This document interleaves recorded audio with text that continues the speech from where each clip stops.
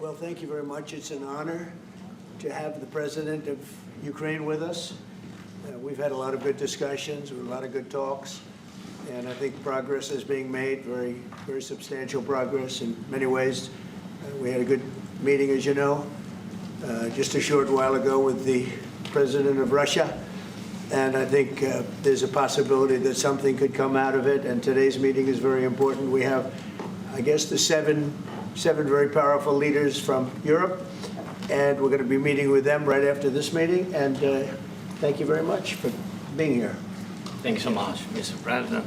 If I can, first of all, thank you for invitation, and thank you very much for your efforts, personal efforts to stop killings and stop this war. Thank you. And using this opportunity, many thanks to your wife, First Lady of the United States. She sent a letter to Putin about our children, abducted children, and my wife, First Lady of Ukraine, she gave the letter. It's not to you, to your wife. Oh, I want it. Yeah. So we are saying this sensitive topic, yes, please. And thanks to our partners, and that you supported this format, that after our meeting we can have leaders who are around us, UK, France, Germany, Italy, Finland, EU, NATO, I mean all partners around Ukraine supporting us. Thanks them, and thank you very much for invitation. Thank you very much for being here. President Trump. Do you think it's fair? Yes, Peter, go ahead. Thank you, President Trump. So, President Zelenskyy, you say in a post on X today, Russia must end this war, which it itself started.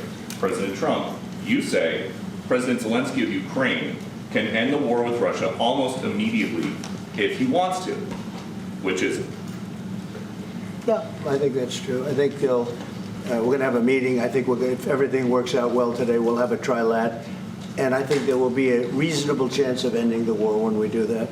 And is this the end of the road for American support for Ukraine? Is today's meeting deal or no deal? I can never say that. It's never the end of the road. People are being killed, and we want to stop that. So I would not say it's the end of the road. No, I think we have a good chance of doing it.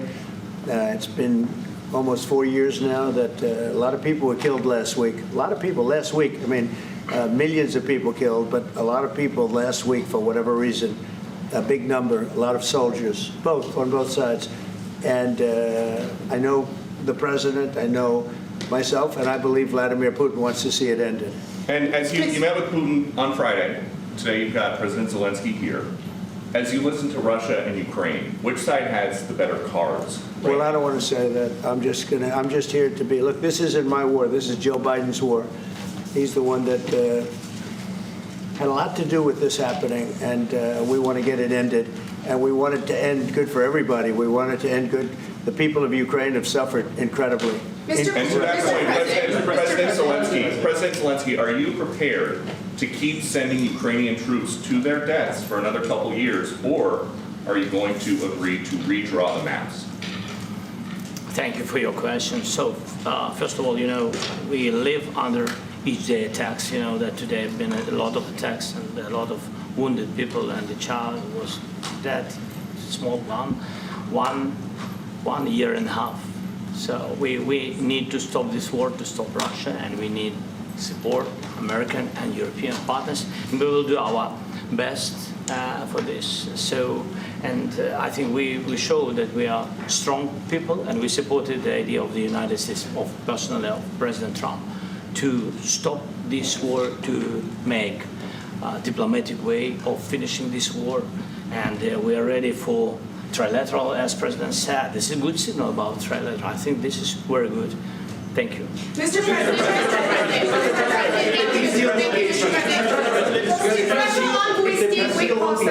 yes. If the peace deal will be achieved, are you going to be willing to send American peacekeepers to Ukraine? Well, we're going to work with Ukraine. We're going to work with everybody, and we're going to make sure that if there's peace, the peace is going to stay long-term. This is very long-term. We're not talking about a 2-year peace and then we end up in this mess again. We're going to make sure that everything's good. We'll work with Russia. We're going to work with Ukraine, and we're going to make sure it works. And I think if we can get to peace, it's going to work. I have no doubt about it. Your team is talking Your team has talked about security guarantees. Could that involve U.S. troops? Would you roll that out in the future? We'll let you know that maybe later today. We're meeting with 7 great leaders of great countries also, and we'll be talking about that. They'll all be involved, but there'll be a lot of help. When it comes to security, there's going to be a lot of help. It's going to be good. They are first line of defense because they're there. They're Europe. But we're going to help them out also. We'll be involved. Mr. President, Vladimir Putin mentioned that the war will not end without addressing the root causes of this war. Have you had an understanding what are the root causes of this war? Well, look, the war is going to end. When it ends, I can't tell you, but the war is going to end, and this gentleman wants it to end, and Vladimir Putin wants it to end. I think the whole world is tired of it, and we're going to get it ended. It was, I've done 6 wars. I've ended 6 wars, and I thought this maybe would be the easiest one, and it's not the easiest one. It's a tough one.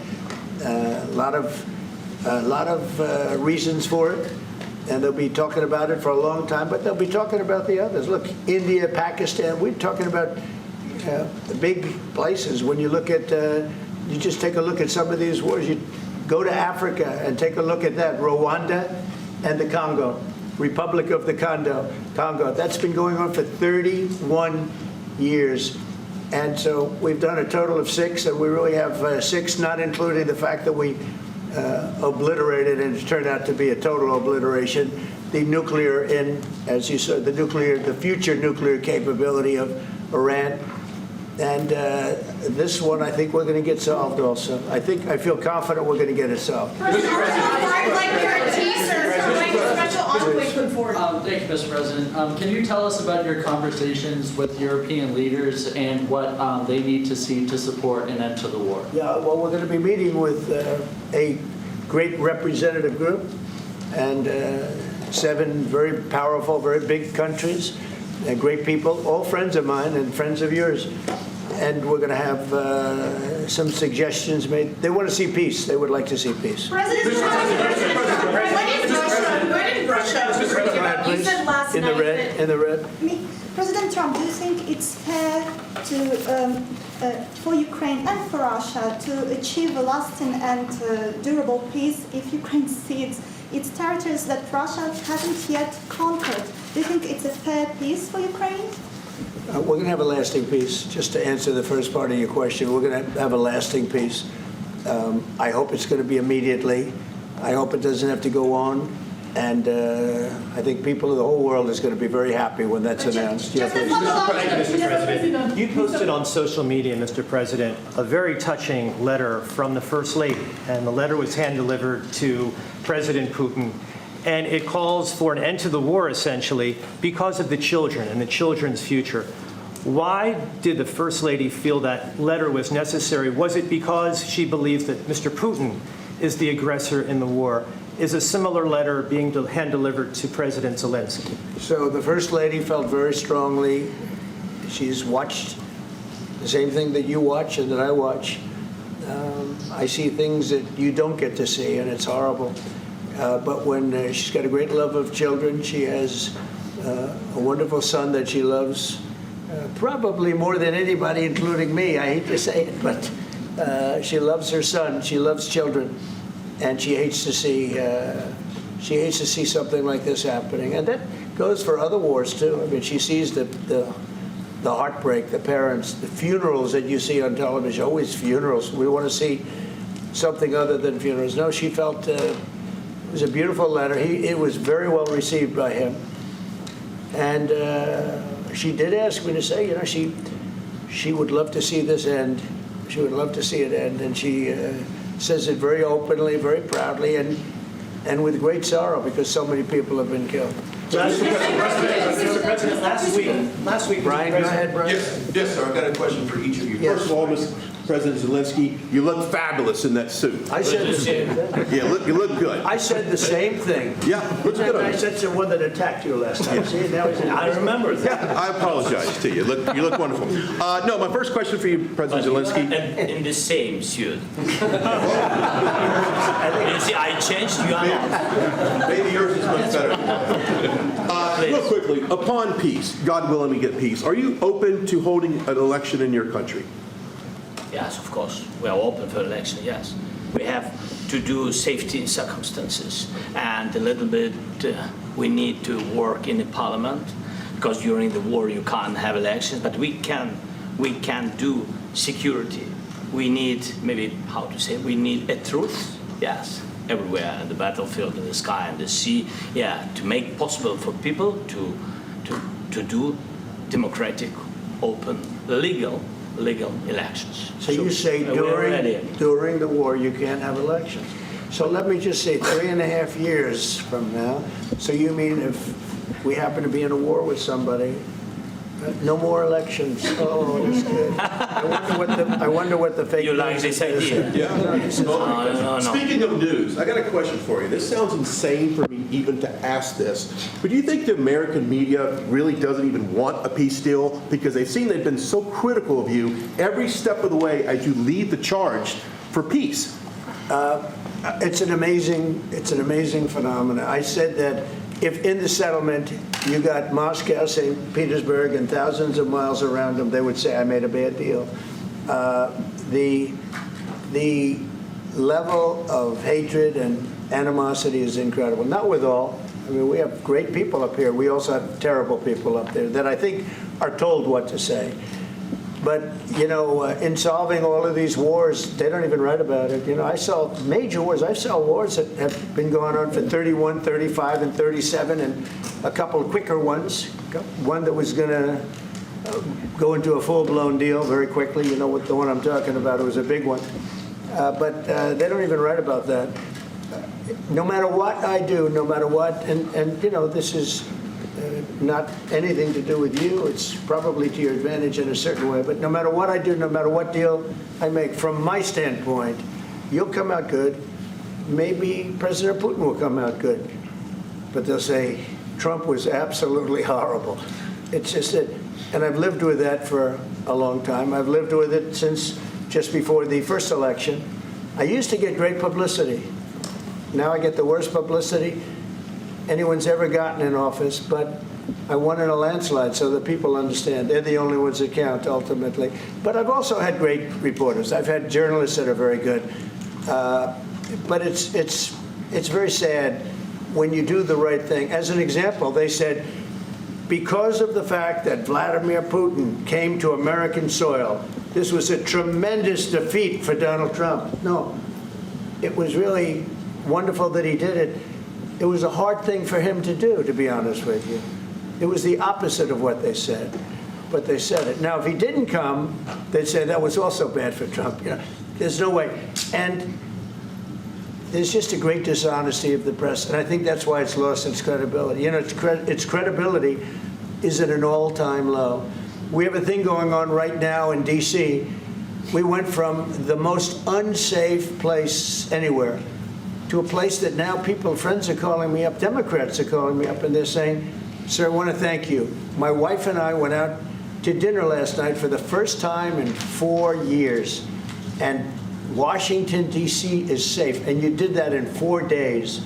I'll tell you, it's safe. I had another friend of mine, he has a son who's a great golfer, he's on tour, and he came in 4th yesterday in the big tournament where Scotty Scheffler made the great shot, and he said his son is going to dinner in Washington, D.C. tonight. I said, would you have allowed that to happen a year ago? He said, no way, no way. He said, what you've done is incredible. And I think the people realize it. But the press says, he's a dictator, he's trying to take over. No, all I want is security for our people. But people that haven't gone out to dinner in Washington, D.C. in 2 years are going out to dinner. And the restaurants the last 2 days were busier than they've been in a long time. Sir, I walked around yesterday with MTG. If you can walk around with D.C. with MTG and not be attacked, the city is safe. Yeah,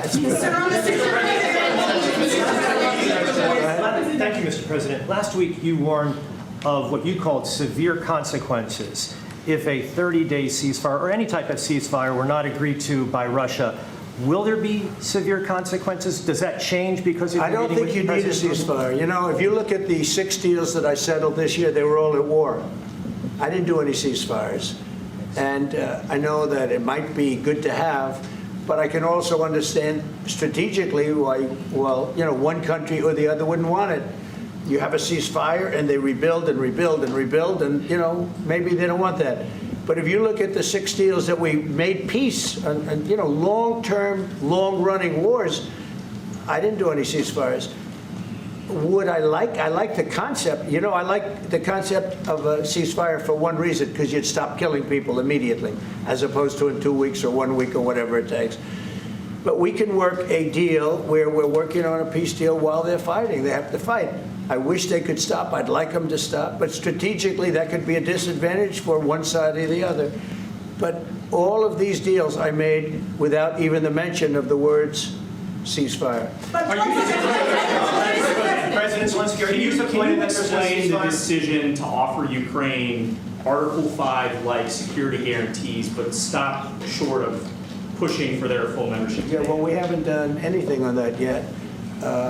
If you look back and you go back long before President Putin, it was always a statement that they would never allow Ukraine into NATO. So that was a statement that was made, but we haven't discussed any of that yet. We're going to be discussing it today, but we will give them very good protection, very good security. That's part of it. And the people that are waiting for us, they are, I think they're very like-minded. They want to help out all. Thank you, President. Thank you, President Trump. Are you disappointed there's no ceasefire, Mr. President? The United States has already given hundreds of billions of dollars to this war effort in Ukraine. Biden. At best, it is a stalemate, and the killing continues. So, President Trump, how much more is the United States willing to give Ukraine? And President Zelenskyy, how much more do you want? Well, I'll start off just by saying we're not giving anything now. We're selling weapons. This is something before, I guess the number is well over $300 billion. That was under Joe Biden, a corrupt politician, not a smart man, never was. By the way, go back 40 years, he was not a smart man 40 years ago either, but now he's in particular bad. This was done by a corrupt administration that shouldn't have been in, and frankly, if the right results of the election were given, if I were president, this war would have never taken place, and he would have been very happy, because he would have liked to have seen. I mean, they went through hell. He went through hell. This war would have never happened, and the people that were killed, a couple of million people, a lot of people with soldiers and everything else, and the people that have been displaced and forced into other areas and other countries because of what's happened, none of that would have happened. And I'm just saying that he was a horrible president, whether it was the borders or this. He was just a horrible, corrupt president. Mr. President, You want to I can. Thanks so much. So first of all, we have possibility now to buy weapon from the United States. We are thankful for this program and this opportunity. We are thankful for Europe. They pay for this, and through NATO program, for example, Pearl and etc. We have some programs where we can have some money to finance this, and this is a part. I think it's not a part for the war and to defend us. It also will be a part for security guarantees, to strengthen our army, to rearm Ukrainian army. This is very, very important. And it depends how much money we need to rearm. For example, the question of air defense, we spoke about it with President Trump, and I'm happy that we have now bilateral decisions and we work on it with production, American production. Nobody in Europe has so many air defense like Patriots, for example. We need it very much, and this is also about defending. I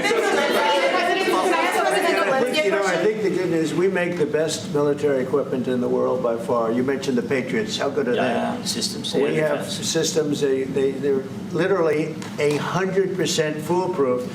And it's really like shooting two bullets, two bullets hitting each other in the air in a space like this. The chances, 100%. It's 99 to 100%. So we sell the equipment to NATO. And NATO does what, I don't know what the arrangement is that you have with, but I know that they want you to have the equipment. And we're getting the best equipment in the world, but they pay us for the equipment. Under Biden, it was just crazy what was going on. I believe the number is over 300. I think it could be $350 billion worth of equipment and money and everything else. And we've made more progress in settling this war in the last 2 months and they made in 4 years. This should have been settled a long time ago, but it should have never happened. Yeah, please. Real quickly, you pushed out on social media. All right, Brian, go first. You pushed out on social media about doing away with mail-in ballots and potentially electronic voting machines. Can you expand on that and how important that Well, is? that's a very off-topic, just really quickly. Mail-in ballots are corrupt. Mail-in ballots, you can never have a real democracy with mail-in ballots. And we, as a Republican Party, are going to do everything possible that we get rid of mail-in ballots. We're going to start with an executive order that's being written right now by the best lawyers in the country to end mail-in ballots because they're corrupt. And you know that we're the only country in the world, I believe, I may be wrong, but just about the only country in the world that uses them because of what's happened, massive fraud all over the place. The other thing we want change are the machines. For all of the money they spend, it's approximately 10 times more expensive than paper ballots. And paper ballots are very sophisticated with the watermark paper and everything else. We would get secure elections. We'd get much faster results. The machines, I mean, they say we're going to have the results in 2 weeks. With paper ballots, you have the results that night.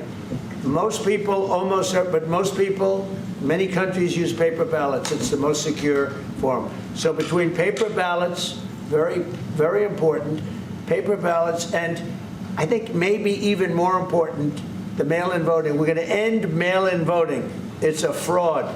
If you have mail-in vote, even Jimmy Carter with this commission, they set it up. He said the one thing about mail-in voting, you will never have an honest election if you have mail-in. And it's time that the Republicans get tough and stop it because the Democrats want it. It's the only way they can get elected. Because with men and women's sports and with transgender for everybody and open borders and all of the horrible things, and now the new thing is they love crime. They're fighting me on the fact that I've made Washington, D.C. safe. We're not going to get mugged, beaten up, or killed like all the people you've been watching get so badly hurt. I'm glad, I hate to take your time with this, but I'm glad you asked me that question. Sorry. We're going to stop mail-in ballots because it's corrupt. You know, when you go to a voting booth and you do it the right way and you go to a state that runs it properly, you go in, they even ask me, they asked me for my license plate, for identity. I said, I don't know if I have it. They said, sir, you have to have it. I was very impressed, actually. But it's very hard to cheat with mail-in voting. As you know what happens in California, it's so corrupt, where some people get 5, 6, 7 ballots delivered to them. Now, we got to stop mail-in voting, and the Republicans have to lead the charge. The Democrats want it because they have horrible policy. If you have mail-in voting, you're not going to have many Democrats get elected. That's bigger than anything having to do with redistricting, believe me. And the Republicans have to get smart.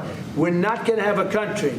I said for a long time at rallies, you need borders and you need free and fair elections.